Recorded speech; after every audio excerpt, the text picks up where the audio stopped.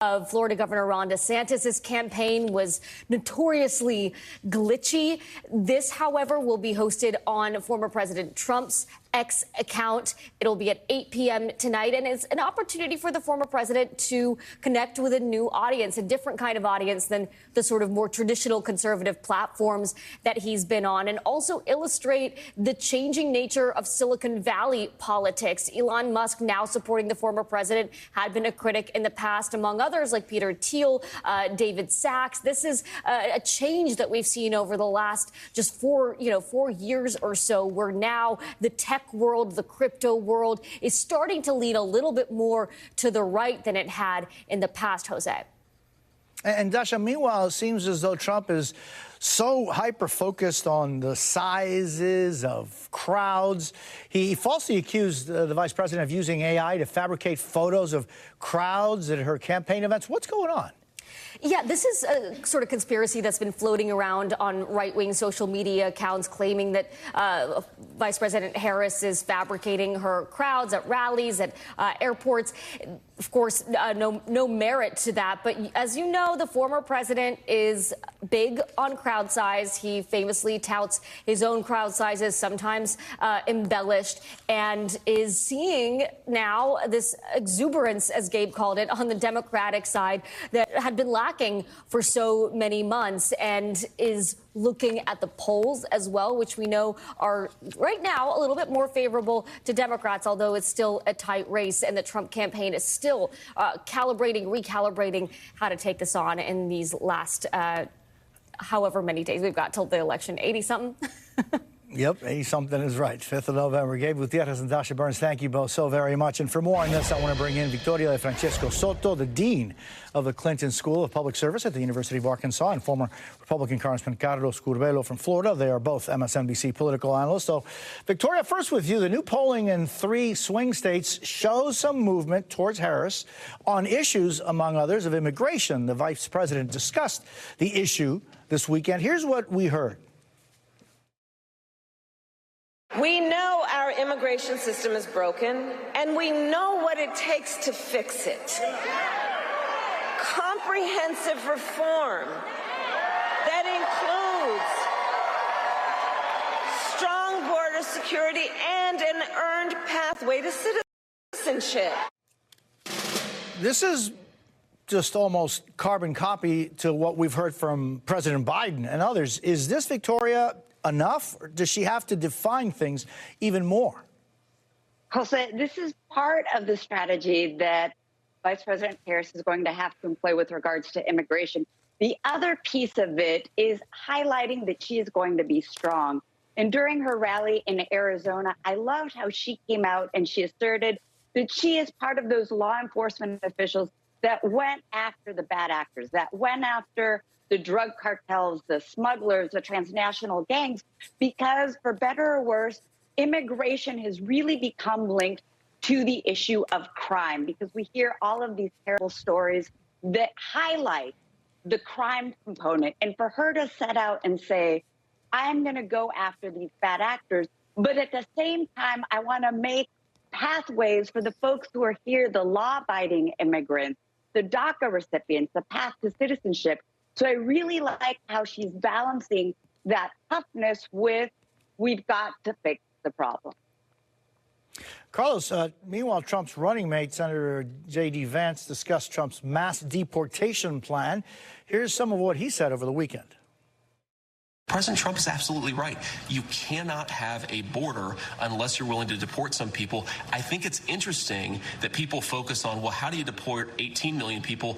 Let's start with 1 million. That's where Kamala Harris has failed, and then we can go from there. So, Carlos, the Trump campaign clearly doubling down on the issue of mass deportation. It seems as though the issue is here. One side talks about it this way. The other side talks about it this way. But then the underlying reality is never really focused upon. Well, that's true, Jose, but the political center on immigration has moved towards Republicans in the last 3.5 years. And I really do think that when Vice President Harris actually has to sit down for interviews with people like you and others, it's going to be a tough issue for her. We've seen her struggle with it in the past. This is why Donald Trump and J.D. Vance are going on offense on immigration. They think they can't lose. Sure, they've adopted a very hard line years ago that would have been highly controversial, but because there's been so much chaos at the border over the last few years, now a lot of Americans really do agree with that hard line, and that's why Trump and Vance are going to try to highlight this issue as much as possible. We'll see how Harris deals with it when she actually sits down and meets the press. And then, Victoria, meanwhile, in his first interview since exiting the race, President Biden discussed how he made his decision to drop out from re-election. Listen to this. What happened was a number of my Democratic colleagues in the House and Senate thought that I was going to hurt them in the races. And I was concerned if I stayed in the race, that would be the topic. You'd be interviewing me about why did Nancy Pelosi say, why did so, and I thought it'd be a real distraction. Pretty remarkable, the president explaining why he decided to get out. A lot of variables here. I don't think that it was one alone. I mean, obviously, it is very difficult to give up that quest for public service. Jose, you know this, that public service is the noblest of callings. It is something that elected officials, folks in the public service arena, that is their fuel. And I think that that difficulty was letting go of that personal component, but realizing that it was part of the larger good of public service for the colleagues. So that being one component of it, of the decision to walk away. Carlos, meanwhile, at this time, Trump only has one event organization docketed this week. He'll hold a rally in North Carolina on Wednesday. How unusual is this, considering that very clearly the other side is on fire? Jose, it really seems that this switch from President Biden to Vice President Harris leading the Democratic ticket has really paralyzed the Republican campaign. They saw it coming for a while. I think a lot of people saw it coming. However, it's pretty clear that they were not prepared.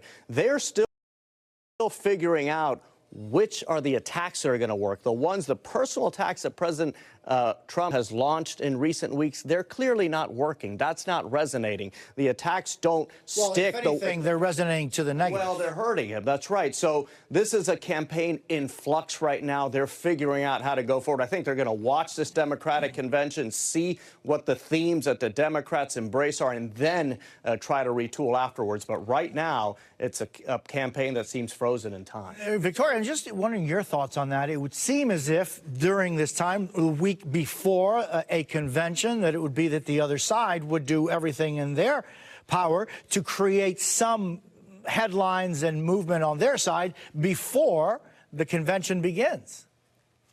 I think that's true. But to underscore what Carlos said, I think that they are so thrown off and that they're taking a beat and that they're going to see how the Democratic convention, how it goes on, because I think right now they understand that the Democratic ticket is enjoying its honeymoon and it can do counter programming. But what they have seen is let this play out a little bit. Let's regroup.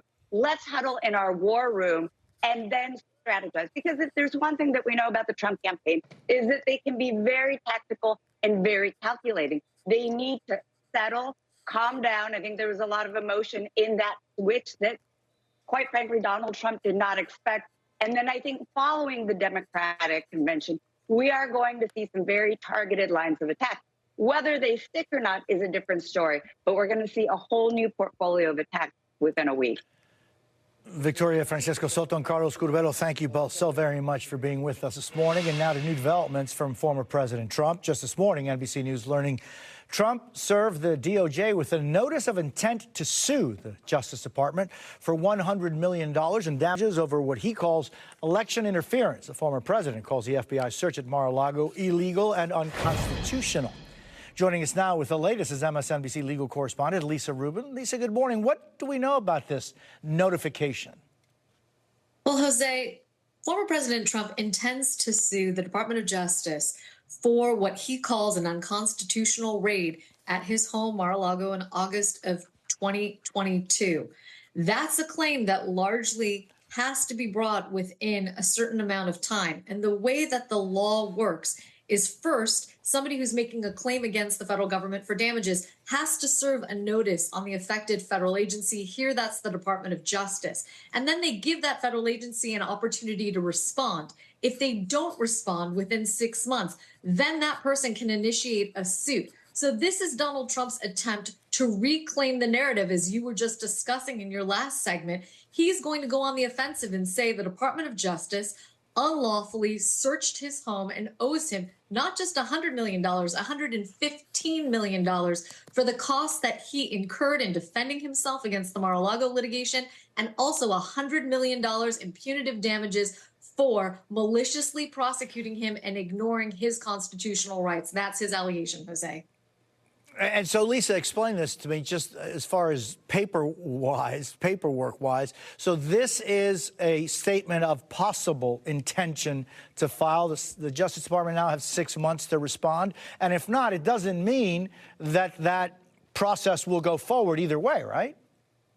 Well, usually the person has an intent to recover those damages. Obviously, whether they get them from a court or ever see their day in court is another story entirely. But the federal statute here that allows claimants, any ordinary citizen, you or I, if I tripped and fell at West Point, for example, would have to use the same process. You have to notify the agency first. You have to give them an opportunity to resolve that claim with you. Either if they deny your claim or they don't respond in 6 months, that's when and only when you can initiate a federal lawsuit and federal courts for the damages you're seeking. One other thing, Jose, that I want to point out to you and our viewers, former President Trump says he's owed $15 million for his legal costs, but those are costs we're not sure he ever paid personally, but rather may have billed them to his leadership PAC, Save America. Lisa Rubin, thank you so very much. Really appreciate it. Coming up, Israel bracing for a retaliatory strike by Iran that could come as soon as tonight, with the Pentagon publicly announced overnight about moving U.S. ships to the region. Plus, more questions after that plane crash in Brazil that killed 62 people. Everybody on board died. We've got the latest on the investigation. And later, new developments in a shocking ruling that strips U.S. gymnast Jordan Childs of her bronze medal. We're back in 90 seconds. You're watching Jose Díaz-Balart Reports on MSNBC. There are trucks, and then there's the GMC Sierra, available with the connected driving experience and the world's first 6-function multi-pro tailgate. GMC Sierra. It's the truck.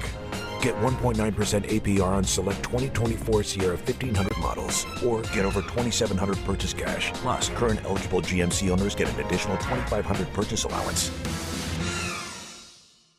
The best Labor Day mattress deals are happening now at Ashley. For a limited time, save up to $1,200 on Beautyrest Black adjustable mattress sets, up to $700 on Tempur-Pedic adjustable mattress sets, or up to $1,000 on Purple adjustable mattress sets. Plus, get 0% interest for 5 years on in-store purchases with no minimum purchase required. With the best mattress brands under one roof, Ashley has you and your sleep covered. Shop more Labor Day mattress deals in-store and online. Democracy is egalitarian, which means it's for everyone. But it also, I think, is a divinely inspired gift of our forefathers to show us that we can lead ourselves.